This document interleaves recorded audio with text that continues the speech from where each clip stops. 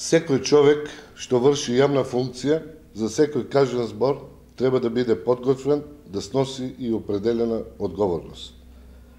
Во тој смисол, господинот Зоран Заев, носител на листа на изборната единица број 4, од страна на Социјалдемократскиот сојуз на Македонија, изјавува дека економската ситуација во целата Македонија е лоша, а во Струмица, затоа што тој е градоначалник, се цвета и напредува.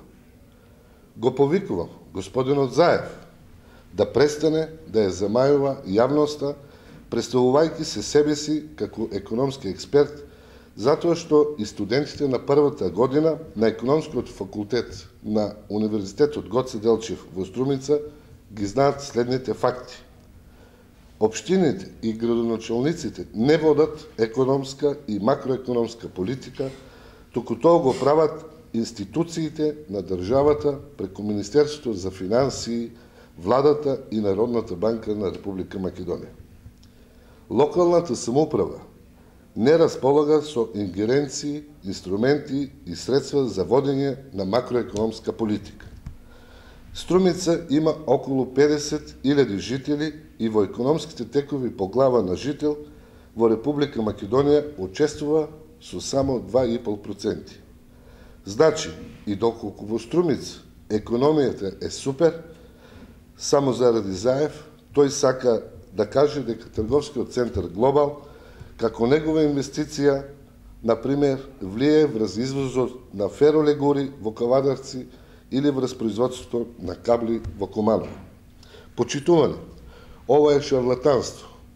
Вакви глупости од господинот Заев се изнаслушавме во последните 6,5 години. И немаше сега да ги коментираме, ако не беше предизборие и ако не беа упатени кон целата јавност. Го кажуваме ова затоа што обичниот граѓанин не може до крај да биде упатен во економските политики. Но економистите и стопанствениците знаат дека тој човек за економија зборува како да е во мало гранапче, а презентира да биде иден премиер. Но на крај да подсетиме на тоа како господинот Зоран Заев го зголемува бројот на вработени во Струмица.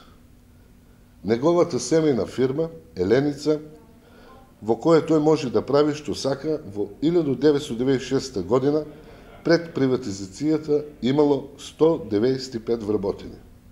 Според податоците од јануари 2011 година, во Еленица имало 101 вработени.